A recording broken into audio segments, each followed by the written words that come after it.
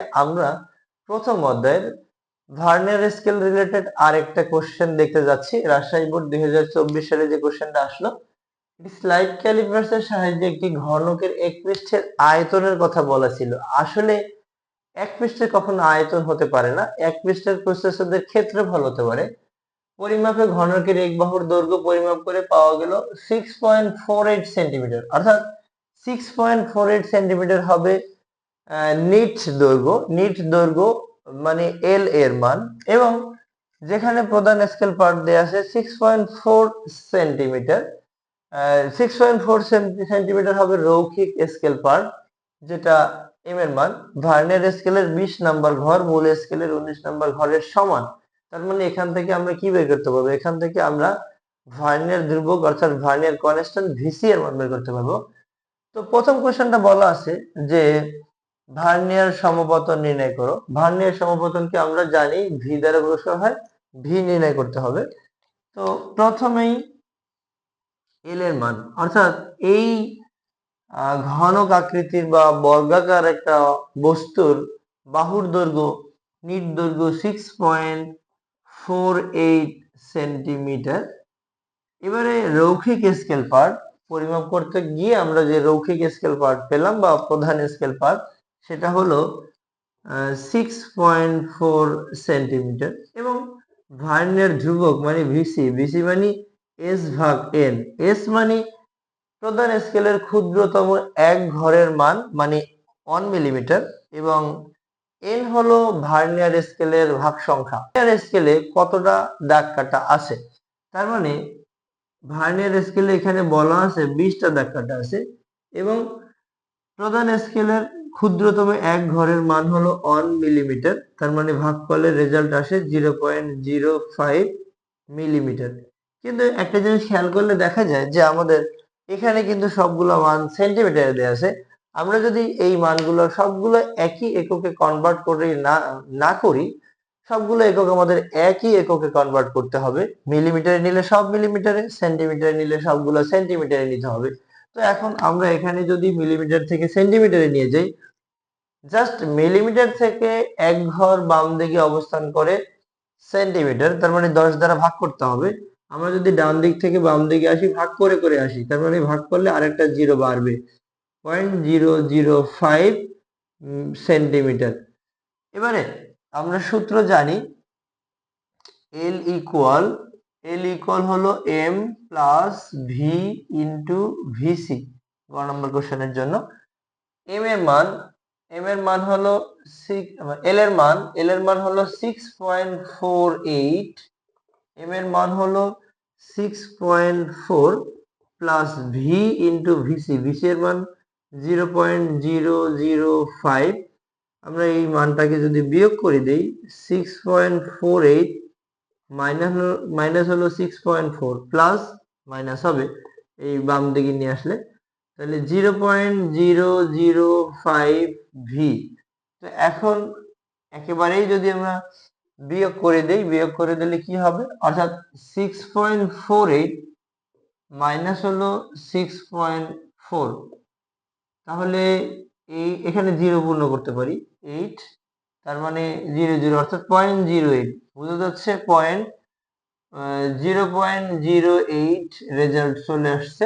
আর এখানে হবে 0.005 ভি, তার মানে ভি ইকুয়াল এখানে ভি এর সাথে 0.005 গুণ আকারে আছে। যদি অন্য সাইডে আমরা নিয়ে যাই, সাথে একই সাথে যদি সাইড ট্রান্সফার করি, তাহলে এটা হবে ভাগ।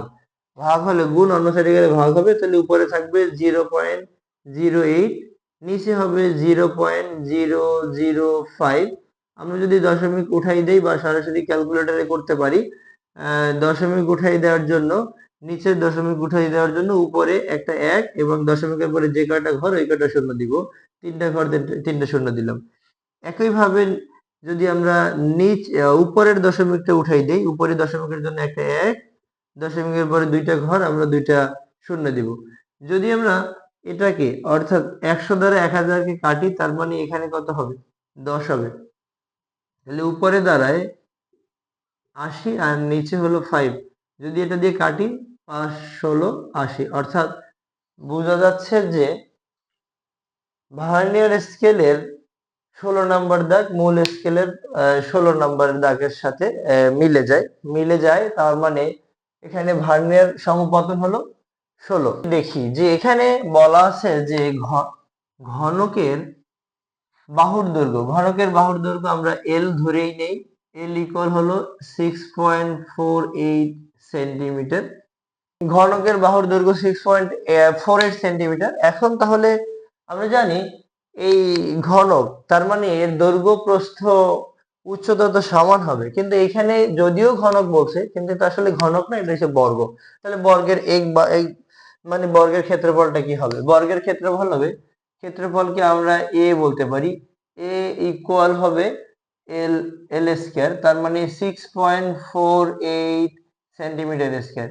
6.48 সেন্টিমিটার স্কয়ারকে যদি আমরা ক্যালকুলেটরে করি তাহলে কত আসবে? 6.48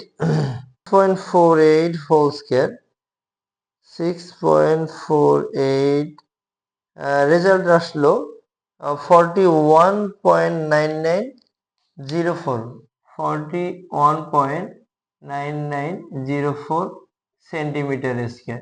এখন আমাদের এখানে বলা আছে যে কোশ্চেনে বলা আছে 4% ত্রুটি হয়। যদি 4% ত্রুটি হয় তাহলে আমরা যে এটা যেটা হবে এইটার সাথে, অর্থাৎ মূল ভুল যেটা হবে বা ত্রুটি যেটা আছে, হয়তো আমরা 4% বেশি মান নিব, নয়তো 4% কম মান নিব, এরকমটাই হয় আর কি। তার মানে মূল দৈর্ঘ্যের সাথে এই ত্রুটি এর পরিমাণ যদি ধনাত্মক যান্ত্রিক ত্রুটি হয় তার মানে সেটা করতে হবে মাইনাস, আর যদি ঋণাত্মক ত্রুটি হয় তবে সেটা হবে প্লাস। তার মানে মূল মানটা ছিল 6.48। এখন 6.48 এই মানটা ছিল, আমরা যদি এই, তার মানে ত্রুটি হবে এটা প্লাস মাইনাস, মানে ধনাত্মক, মানে যদি মানটা মূল স্কেলের শূন্য দাগের তুলনায় ভার্নিয়ার স্কেলের শূন্য দাগ ডান দিকে অবস্থান করে তবে সেটা আমরা নিই প্লাস, মানে ধনাত্মক যান্ত্রিক ত্রুটি। আর যদি বাম দিকে ঢুকে যায়, মানে ভেতরে ঢুকে যায়, মূল স্কেলের শূন্য দাগ তুলনায় ভার্নিয়ার স্কেলের শূন্য দাগ একটু ভেতরে ঢুকে যায় তবে সেটা হয় ঋণাত্মক যান্ত্রিক ত্রুটি, তার মানে সেটা মাইনাস। এই জন্য আমরা এখানে মাইনাস, প্লাস মাইনাস ইউজ করব।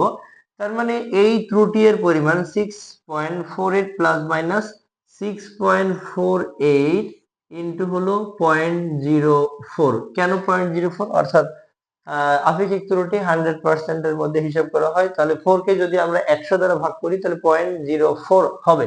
6.48 ইন্টু 0.04, তার মানে আপেক্ষিক যে ত্রুটি এর পরিমাণ দেয়া আছে বা পরিমাপে যে ত্রুটি দেয়া আছে 6.48 প্লাস মাইনাস 0.2592 যদি ম্যাক্সিমাম হয়, তার মানে 6.48, তখন আমরা এই প্লাসটা নিয়ে নেব। প্লাসটা নিলে 0.2592, আমরা এখানে ম্যাক্সিমাম বাহুর দৈর্ঘ্যটা বলবো আসলে। তাহলে ম্যাক্সিমাম বাহুর দৈর্ঘ্য হবে 6.48 প্লাস 0.2592, অর্থাৎ এটা বর্গের এক বাহুর দৈর্ঘ্য, ঘনক আর বলা যায় না, বর্গের এক বাহুর দৈর্ঘ্য। তাহলে কি হবে? এই মূল দৈর্ঘ্যের সাথে এই ত্রুটি এর পরিমাণটা, বৃহত্তম ত্রুটিটা, এটা আমরা যোগ করে নেব। 6.48 প্লাস 0.2592, 6.48 প্লাস 0.2592 রেজাল্ট দাঁড়ায় 6.7392। তার মানে এই মানটা কিন্তু আমাদের সেন্টিমিটারে ছিল। যদি আমরা মিনিমাম দৈর্ঘ্যটা নেই, মিনিমাম দৈর্ঘ্য নিলে কে ঘনক না বলে আমরা বর্গ বলতে পারি। বর্গের এক বাহুর দৈর্ঘ্য তখন কি হবে? মাইনাস হবে, অর্থাৎ মিনিমাম হলে আমরা মাইনাস নেব। 6.48 মাইনাস 0.2592, তাহলে যে মানটা দাঁড়ায় এখান থেকে আমরা মানটা মাইনাস করলে 6.2208।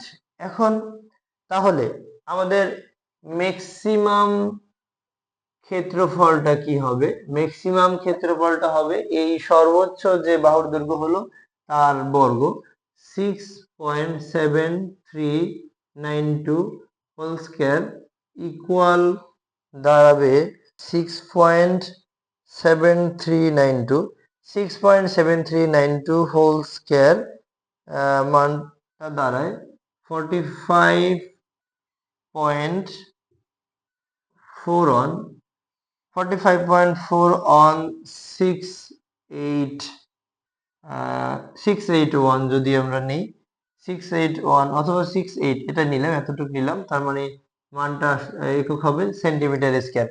এবারে যদি আমরা এ মিনিমাম মান নেই, এ মিনিমাম মানে ক্ষুদ্রতম বাহুর দৈর্ঘ্য যদি বর্গ পাই, তাহলে এই মিনিমাম ক্ষেত্রফলটা আমরা পেয়ে যাব। মিনিমাম ক্ষেত্রফলটা হলো 6.2208 হোল স্কয়ার, তার মানে এটা দাঁড়ায় 38.6984 বলতে পারি, এত সেন্টিমিটার স্কয়ার। এখন আমরা চূড়ান্ত ত্রুটি বের করে নেব। চূড়ান্ত ত্রুটি কত আছে? চূড়ান্ত ত্রুটি এখানে আমরা মূল মানের সাথে, মূল যে ক্ষেত্রফলের সাথে যদি ম্যাক্সিমাম এই ক্ষেত্রফলটা কম্পেয়ার করি, তাহলে যেটা হবে, আমরা পরমান ইউজ না করলে বড়টা থেকে ছোটটা বাদ দেব। তার মানে চূড়ান্ত ত্রুটি বা সবচেয়ে বড় মানটা যেটা হবে, বড় মানটা হবে কত হয় 45.4168 মাইনাস 41.9904। তাহলে আমাদের রেজাল্ট দাঁড়ায় 45.4168 মাইনাস 41.9904।